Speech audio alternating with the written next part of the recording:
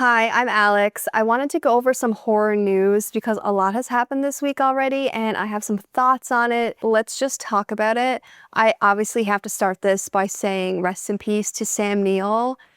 It's just always heartbreaking, and I feel like especially because I'm just really starting my horror journey and I'm watching a lot of older movies. I forget the age some of these actors are, so everything just hits hard. I loved him in Possession, of course, but I think In the Mouth of Madness is where he shines.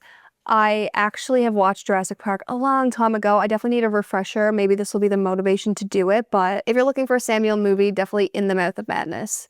One thing on my radar is that there is a rumor. One thing I read, which is according to Jennifer. So, is it a rumor? Is it confirmed? I'm waiting. But apparently Criterion is working on a David Lynch box set, which would be incredible.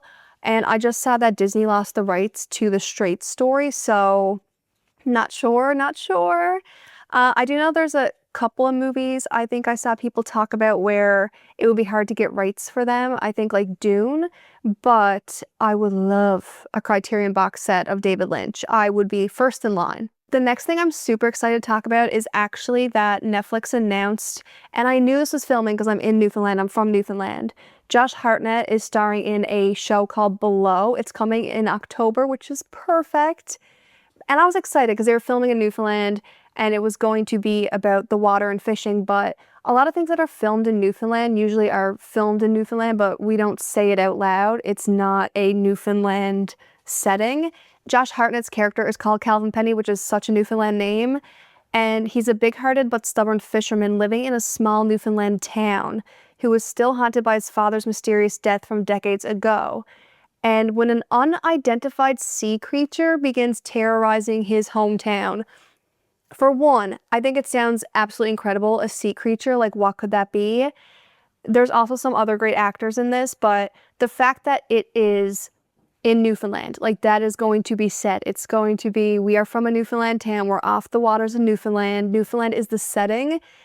I was meant to get in the horror space because this is just like icing on top. The next thing I saw, because I am right now going through the Friday the 13th franchise, when you see this, I have 2 left, I think, maybe 1 left. Well, besides Freddy vs. Jason. We'll talk about Freddy in a minute, but I have to watch all the Nightmare on Elm Street before I watch that. Crystal Lake, so this is going to be the TV show that is the prequel, like the before everything of Jason, before even the first movie. And I saw someone talk about this recently. I actually think it was Cody Leach talking about how if he's going to see, I believe it was Phantasm reimagined, he'd like to see it on TV. I do think there is an audience and there is a way for some shows that they should come back in TV format. And I think this is a perfect example because this is definitely something we want, or at least I want out of the Friday the 13th franchise, because obviously we start with Pam and we get into Jason and it's all about Jason. But the fact that we still have Pam who went through something and reached a point, we haven't explored that yet. So I think this is the perfect story to go with. Oh, and Linda Cardinelli as Pamela Voorhees, like, I'm set, I'm ready. I think that's an amazing casting. She's gonna do awesome. We have Below to watch on October 8th, and then Crystal Lake premieres on October 15th. And the only hesitation I have about this is if it's going to be, and I didn't watch the teaser. I don't really like watching trailers and teasers anymore because sometimes they really ruin movies for me. Like, it really taints how I feel about a movie, so I don't want to risk that.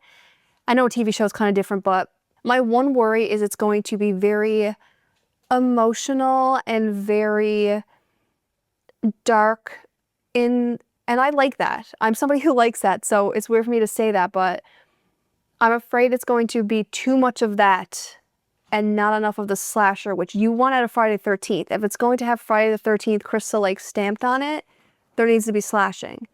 So as long as there's a balance there, I don't want just an emotional character study, but I would love an emotional character study in a slasher. So we'll see. And the last thing, I know a lot of people have been talking about this, is Freddy's back. A new Nightmare on Elm Street movie is in the works. I feel a couple ways about this because I'm just getting into all the franchises over on Somewhere in October. I've just recently really been diving into all the franchises. And I started with Alien, and I finished Alien, and they did try to make a comeback. And I haven't watched Alien Earth, so maybe I'll change my mind on this. And I liked Romulus, and I can see why you would like it if you've had enough distance with the franchise that you're just hungry for something that really feels alien, because, you know, Prometheus and Covenant didn't feel like Alien, but Romulus did. So, but when I watched it so close together, it was so referential that it just felt like that's what it was made for, nostalgia. Like, it was just made to get you excited. If you're going to reopen a franchise, do anything with the franchise, if you're not going to remake it and reimagine it and just kind of up it in modern times, if it's going to be like a reboot, I hope I'm using those terms right, I want it to be, just go with the story. You don't have to be that referential. Just be Freddy going crazy. Now, I've only watched the first Freddy movie, the first Nightmare on Elm Street, so I don't know what to expect, but I will obviously be getting into that franchise, and then maybe I'll have some expectations for it, but my hope is just that it's not so referential that we get nothing new, because I don't want to wait around for something that feels so familiar. I want to feel the nostalgia in the details, but I want the story to excite me, if that makes sense. Okay, so that's some horror news for the week, and yeah, if there's anything ever on your radar, you can comment and I'll include it in the next week. Sometimes I'll do this weekly, kind of depends on how fast the news day is. This week has been crazy. It's Tuesday, but yeah, there's lots to look forward to, especially in October, so I can't wait. Okay, see you in the next one.